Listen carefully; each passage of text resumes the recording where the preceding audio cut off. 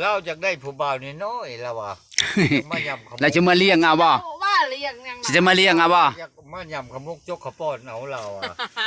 คือเฮาเนี่ย อ้าวคืออันนี้มันคือหน่อยประเด็นนี้คือลายเติมนี่บ่ปอกมาจะพ่นบ่ มัน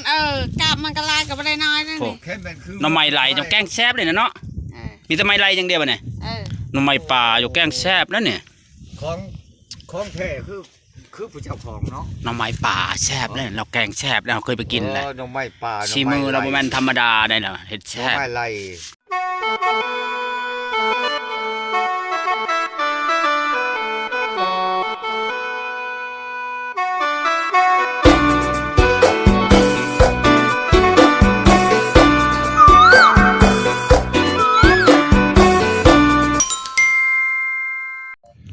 บ่ใช้หน่อไม้สิแกงใช้ อันนี้ โอ้ยแกงสิทากินนำเนี่ยชงสิแซ่บจะเฮ็ดกินแซ่บได้เราเฮ็ดกินได้ จังหวะ บ่ได้เราเฮ็ดกินแซ่บเลยมื้อนั้น แต่ก็เล่าหาก่อนนี่เล่าปิ้งนางหมูสิกิน แซ่บ พุ่นน่ะ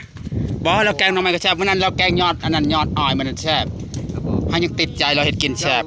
เจ้าเคยมากินกับเราบ่ อือ โอ้ เราเฮ็ดกินแซ่บได้ บ่ โอ้คนแบบนี้เฮ็ดกินแซ่บ เราเบว่าชีมือของเรานี่มันแบบว่ามันแช่มแล้ว มันธรรมดาได้ คอยก็บอกว่าแล้วอยากให้เราติดต่อหาแน่ว่าผู้สาว หาผู้ชายนี่ใช่ คันบ่ได้ก็เป็นว่าค่าผู้ติดต่อได้ กับว่าหากันดีกว่าค่าติด บ่ ต่อ หาจะดีกว่าเราอ่ะ ว่า ว่าแบบเดียวพี่น้องบ่ เป็นพี่น้องกันเนาะ ว่าแบบเดียวกับ อ้าวหาบ่ได้แล้วค่าคอผู้นี้ กับพี่น้องเจ้าบ่กับชาวแม่น้อยนะว่าแบบเดียวกันว่า บ่ผมจะมาแต่ใช้หาหน่อไม้ใช่เนี่ย อีไปหาหกยานางแล้วไปแถวบ้านน้องน้อย คือได้หน่อไม้จ้ะ ถูกหาผู้จะนางเราอ่ะ แกงเทินอย่างนำเนี่ย แกงนั่นยังไม่ได้คืนเฮิร์ดมาให้แกง แล้วเขาไม่ได้จะแกงเนี่ยแกงได้ชิเดี๋ยวจะกลับมา คันมือแรงนะแกงสิมาอัน ชิมากิน ชิมน้ำจะขับบ อสเราจะแกงตอนบ่ายเนี่ยเราไปพุ่นก่อนเดี๋ยวกลับมา เดี๋ยวจะหาของฝากให้เราแน่มีติดมือติดไม้ยันบ่า โร่ของ ชิมีดอกแนวมาฝาก ได้แล้วผู้ บอสเราแกงหน่อไม้แซ่บได้ด้วยตัว คนนี้เมียดุวันนี้โอ้ยพี่ชายบอกภูมิใจดีใจ ปันใดตอนคำเลยบ่ ปานได้ขึ้นสวรรค์ชั้นฟ้าอย่างว่าโอ้รับผู้บ่าวเล่าเฮงมันคนหลอกว่าเฮาเล่าก็ยังบ่เอาเลยคนนี้ ล่า จำเฮา เพราะว่าคนเรา คนก็ฮู้เขาชื่อประวัติเบิ่งแล้วว่า เชิบน้ำ เศร้า พาย เถิดนี่มีบ่ผู้บ่าวมีได้เขาว่ามี ประชังคือเธอข้าวเธอน้ำไปน้ำไม่ได้กิน เพื่อหรือยังคะเราเราตัวประจักษ์ คือได้น้อยแต่คือบ่เต็มกระสอบอย่านางนะ มันตะบอน มันมียามหนึ่งหัวควายกินมัน บ่ เมื่อฮู้เดินเฮือนข่อย ไม่ใช่เดิน ดงน้อยไปแล้ว บ้านน้องน้อยคน เดินพายเราประจักษ์เดิน เฮ็ดเทินนี่เนี่ย ไม่ได้ประจักษ์ใครจะไปทำอยู่ใช้แล้วเขาบอกจ้าแจ้งอย่างสุด บ่อยากแกงหน่อไม้อยากกินเจ้าแกงหน่อไม้ว่าเลยบ่เล่นเลยแกงให้กินนะมันจะกินชีมือแกงหน่อไม้ บ่แม่นข่อยเว้าหยอก จะใส่กระโปรงบ่บ่ต้องใส่กระโปรงเด้อเครียดจะใช้ยังนี่มียังใส่บวบมีละบวบใช้บวบก็แซ่บอยู่ดอง เราอยากได้ผู้บ่าวนี่น้อยแล้วว่ะมายำขมุก แล้วจะมาเลี้ยงเอาบ่ ว่าเลี้ยงยัง จะมาเลี้ยงเอาบ่ อยากมายำขมุกจกขป้อนเอาเราอ่ะคือเฮาเนี่ย อ้าวคืออันนี้มันคือหน่อยประเด็นนี้คือลายเติมนี่บ่ปอกมาจะพ่นบ่ มันกาบมันก็ลายกับอะไรน้อยนั่นนี่ แค่เป็นคือ หน่อไม้ไหลจังแกงแซ่บเลยนะเนาะมีแต่ไม้ไหลอย่างเดียวบ่เนี่ยหน่อไม้ป่าอยู่แกงแซ่บแล้วเนี่ย ของแท้คือผู้เจ้าของเนาะ หน่อไม้ป่าแซ่บเลยเราแกงแซ่บแล้วเราเคยไปกินแหละ หน่อไม้ป่า ชีมือเราบ่แม่นธรรมดาได้เนาะเฮ็ด หน่อ แซ่บ ไม้ไล่ ประเดี๋ยวจังกลับไปกิน อาบังป่าเนาะ แซ่บ อาบั ฮะ งป่ามันก็ เมื่อปันใหญ่พุ่น บ้านนี้มือฮอดเพิ่นไปเท่าลาเนี่ยเดี๋ยวจะกลับมาเล่นทำเจ้าอยู่ว่าบ่ได้ไปใช่ปะหันพอดีเราจะพาฮอได้ยานางบ่ได้จะมาฮอซอยเด้อสิมาฮอยานางซอย ล่างเถื่อเล่าเห็ด มันยังนะฮะ จะเป็นหอใหญ่ลูก อันนั้นน่ะเจ้าฮอไปจังน่ะ ขี้กระตอก มันยังเนี่ยที่ก็เฮ็ดหยังดังไผ ขี้กระตอก อืม ว่าถอดองค์ธาราเถื่อกา ไปกินข้าวหิวข้าวมันได้กินข้าวเช้านี่ โอ้ยวันมีแต่ไปแล้ววะ เขาอันนี้เพิ่นมาแต่ดองบันโคกเพิ่นกินแล้วนี่เพิ่นกินซีนแล้วนี่ แล้วขอดองมันโค เฮาหันข้าวสารหมดบ่ได้นึ่งข้าวสิมากินข้าวอยู่พุ่น เสี่ยวเตี้ยเสี่ยวท้องคอยบ้านโคกลางมาหอดมาถึงคอยแล้วคอยก็ไป คอยเขาบ่ได้ฮอดแล้วคอยก็บ่ได้ไป เพิ่นมากันดอกกับเราดองไปบุญแล้วก็หอดคอย เจ้าบ่ได้ไปบ่บนเมื่อคืนนี่กังเว้นก็บ่ได้ไปบ่กังเว้น ไปกังเว้นน่ะเอิญ สายรถไปรถหยัง ไปรถอาจารย์ ไปรถไผ เอิญพาน้ำขึ้นมาเด้ออยากได้เงินค่ารถแห่งชมอยเอิญพระเท่านี่ แทนบ่จุข่อย ท่านบอก สักแล้วในเรามัน โอ้ ไม่ได้เห็นคน โอ้ยันอยู่คอยบ่อยู่ เอิ้นอยู่พี่คอยไปอยู่ตรงน้อยมันก็บ่เห็นแน่นอน ดอกมือนั้นมันไปคอยอยู่ทาอยู่ชลาเด้อ โอ้ยคันไปเว้านัดกันมากับของใครเนาะ มันก็ได้อยู่แล้วแค่ค่ารถเนาะ อันนี้โอ้ยมันก็ได้แล้วซ้ำนั่นมันบ่เป็นเว้าคุยดอกคอยสิเลี้ยงพร้อม พุ่นน่ะ สิมีแนวอันสุกิน อ้าวของเวทบนเลยเลี้ยงไม่ช่างนึงมือบนประมา ฮะ ดังเทินไฟแกงหน่อไม้ฮะ บัดนี้ พี่พี่เอาไป มันบ่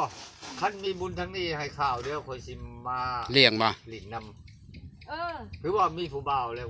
บ่อยากให้มาเลยเนาะ ไม่พอเอาไปใส่วะ โอ้ย ผู้บ่าวก็ยาแล้วเราบ่ได้แค่เราบ่ได้มัดใจแอวเรา เออ เราบ่ได้แคนขึ้นมากะโหลก แต่ว่าเขายังบ่ทันได้มาห้องมาขอเลยวะ เออ เออ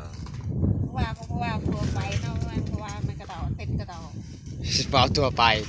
ผู้บ่าวทั่วไปบ่แม่นผู้บ่าวติดกระโตแล้ววะ โอ้แบบนั้นบ่ซะ แม่น เพิ่นก็ข้าวความเมาเจ้าแล้ ป้าว ตะ พอทั่วไป เพื่อนผู้สาว แล้วโอ้ยว่าผู้บ่าวบ้านใดพอมาแชงนี่เพราะว่า มันก็บ่คักเด้ ใช่ลูกสาวจะไปใช่ เอาไปเล่นแล้วว่า ไปหาผู้บ่าวบ่ชั่วโมงนึงผู้หญิงไปหาผู้ชายได้ ธรรมดาแหละ ดีเลยผู้ใดบ่ไปหาผู้ชายบ่มีผัวดอก เอ เอ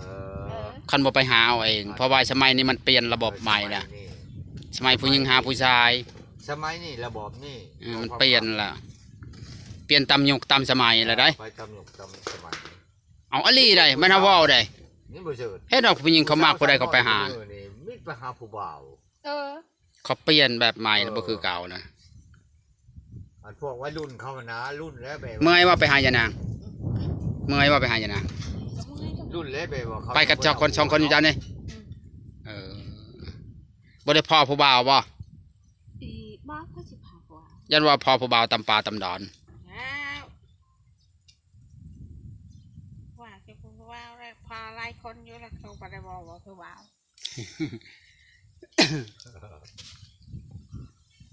พ่อใหญ่สาวเชิดนักแรงเราแต่งตัวนี่งามได้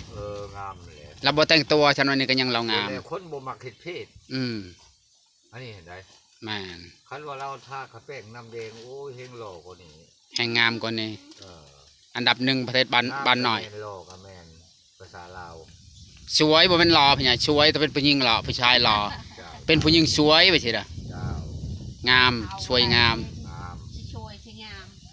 อ้าวคันแต่งมันก็งามไก่งานยอมคน ชื่อเสียงเรียงงามน้ำเราก็งาม พ่อใหญ่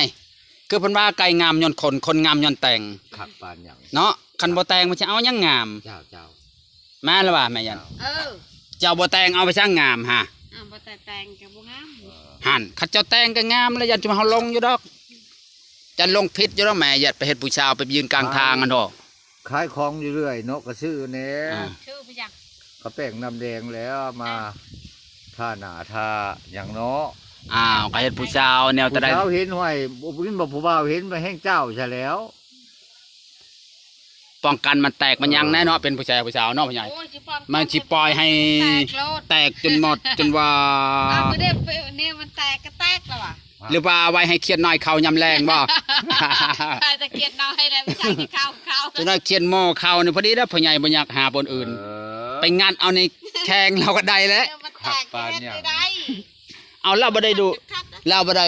ดูแลจุกบ้านเราปล่อยให้แตกมาเด้ ว่าคัดจะมันแตกผิวนี่ ฮะ คนเฮา แตก บ่แม่นจะปล่อยปละละเลยบ่ได้ดูแลตัวเอง โอ้ดูแลเจ้าของเนาะ แม่นคันดูแลเจุกเองนี่เราก็งามจบเจือได้ มันก็ตกเตื่อยบ่พัด อืม คันว่าเฮาตกแต่งแปลงอันเดมันก็หันเขาพัดตุ้ยพี่นี่ เอา ปั แล้ ญ ว ญา มันยังสิหันไปจัง เฒ่าแล้วล่ะวะ เอาแล้ว เห็นเฮาวันเกิด เอาว่าเฒ่าละ โอ้ย ขอเห็นเอาวันเราเกิด คอยมาเมียอยู่บ้านนี่เจ้ายังปลาเปื่อยอยู่ผม หั่น จื้ออยู่ ฟังแล้วว่าเจ้ายังปะเปื่อยอยู่แล้วบ่แม่นดีบ่ โอ้ย ยังว่าเฒ่า ก็ของบ่แม่นว่าโอ้ยเจ้า ปานนั้นว่าเฒ่า จักคนพ่อแล้วผู้แล้วนี่น่ะ ฮะ ลุงหอมก็สิบอกไปจังอีก อืม เจ้าไปจังอยู่ว่าคนสิบ่เห็นเจ้า ไปดังอยู่ไฟฮะเฮ็ดกินฮะ อันปลาเปื่อยโอ้ ไป ยบ่มาบอกว่าอย่า โอ้มันหิวแกงหน่อไม้เลยจังหน่อย ไม่ช่างหิว ชุกคอยนี่หิว แกงให้เบิ่งแน่นะหน่อไม้ฮะ ไปไปแล้วเราแกงจังมาเบิ่งให้จะเบิ่งนำเรา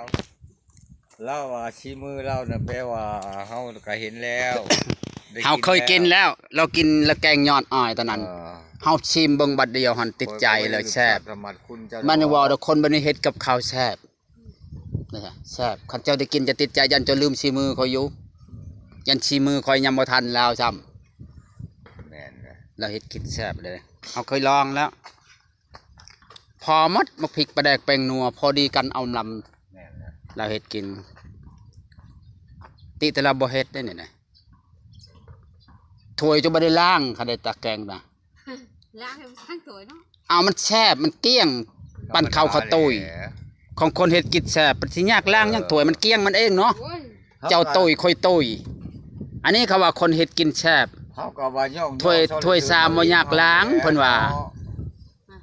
คนเฮ็ดกินแซ่บถ้วยชามบ่ยากล้างเพิ่นว่า อ่า ปั้นข้าวตุ้ยมันก็เกลี้ยงแล้ว โอ้ยบ่เลื่อมมาปานเวทเลยเนาะ โอ้ยคักปันหยัง คือสิ เรา ถึ เฮ็ ง ด ขั้น กิน นั่นแห แซ่ ละ บอ้าวพ่อใหญ่ คนบ่พนม ถึงเงินเพยังน่ะ เฮ้อ ชื่อเงินให้ยังน่ะ ว่าสิซื้อข้าวจี่ โอ้ชื่อข้าวจีใช้น้อมแล้วน่ะ ใช่แล้วใช่เรียบร้อย เอาไง น้อยบ่จักเนาะ บ่ ใส่ลายอยู่บ่ ให้ผู้เฒ่า เห็นบอกเขาว่ากินนมนอนคือน้องสาวข่อยห้องอะดิ กินนมนอน กินนมนอนอ้าว ฮะเอาก่อนหนึงให้ผู้ชายก่อนหนึง เอาเจ้าเอาใบปลายามัน บัดสุดท้ายเพราะว่า ก่อนหนึ่งเลย ได้นมนอน เอาก่อนหนึ่งจ้ะ เอาก็กินนมเล็กแต่ซอย ให้ผู้ใหญ่ก่อนหนึงแหน่ผู้ใหญ่ชื่อเลียงเด้อขอบใจผู้ใหญ่นะ ขอบใจขอบใจ ขอบใจผู้ใหญ่นะพุ่นน่ะ บ่ครอบก็พอใจแล้ว บ่เข้ากับผู้ใจนะ ก็พอใจอยู่ ผู้ใหญ่เลี้ยงข้าวจีก่อนหนึงเนาะ เออมาหาได้ก็สิได้กิน รถตลาดพี่น้องเพิ่นมาขาย เจ้คนยังมีเงินบ่มีหัดพอซื้อได้ ผู้ใหญ่ชื่อตลาดน้อย ตลาดน้อยรถตลาดน้อย เลี้ยงข้าวจีสาวเสิร์ชมาแต่หุดยานางเมื่อยจะเป็นลม ย่านนกผู้ชาย ให้เพิ่นกินข้าวจีให้มีแหง เอาผู้ชายนกของเราบ่มีเมีย เอาเราก็โสดเด้ เราบ่มีผัวนะ สาวลูกติด แล้วเอ้ยลูกติดกับลูกเหมือนเรา ไม่ห่างลูกสอง ก็แบบเนื้อเพลงนั่นแหล้ว สาวลูกสอง ลูกชองก็ยังงาม แมน มันนา กินไปทั้งกินบ่กัดบีกินดีกว่านี่ กับเบิ้ลขึ้นมากับ อยากกินให้มันอิ่มพี่ กินคือบ่อยากนี่ คอยยังให้เจ้ากิน โอ้ย คนเลี้ยว อดชาว่า ก็สงสารเจ้าอยู่แล้ว คนบ่มีผัว มีแต่ลูกก็อยา เนาะ บางเทื่อคนมีคอยกำมา นะฮะ ที่ลูกพ่อคอยก็ชื่อให้เจ้ากิน แมน คอยบ่ได้หาค่าหาคุณดอก ต่างลึงต่างเคยไปพามาแว ไปหามาแว มันคือเจ้าแกงหน่อไม้แซ่บๆก็ได้ชิมน้ำเจ้ากับใคร กันก็ดีคุณเฮา แม่น ก็ดี แม่น กว่าสั่งกัน เนาะ แม่นบ่พ่อ แม่ ที่ น อยู่หันก็โอ้ยผู้นี้ เอิ ผู้ ญ นั้น ลุง เราเคยบอกเคย ไม่เท่านั้นแล้วมากินป่ะ เด้อ เอิญเท่าหันมากินว่าเท่าน่ะ ใช่ละไปหันวะ เอิญ นั่น เรา แล้ว ไป เอ้อ เอิญเรา แล้วก็บ่มาแล้ว แล้วเป็นไม่ยังมา พระเดชจาน จานมาอีกเลย มันบ่ ผู้บ่าวเจ้ามา จาน แล้ว จานเพิ่นก็มาเลยนะ ผู้บ่าวเพิ่นมาแล้ว โอ้ยเราก็บ่ว่าดอก